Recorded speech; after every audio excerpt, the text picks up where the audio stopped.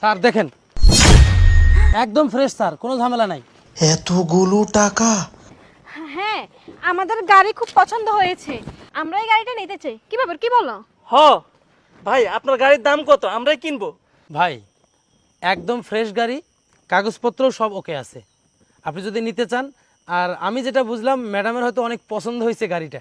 আসলে গাড়িটার কন্ডিশন অনেক ভালো ভাই, একদম নতুন গাড়ি, ও বিক্রি করবে তো একজন, তাই আর কি ওনার কাছ থেকে গাড়িটা নেয়া। আপনি যদি নিতে চান, আপনার জন্য আমি একদম সর্বশেষ 30 লক্ষ টাকা রাখতে পারবো। এবার 30 লাখ টাকা?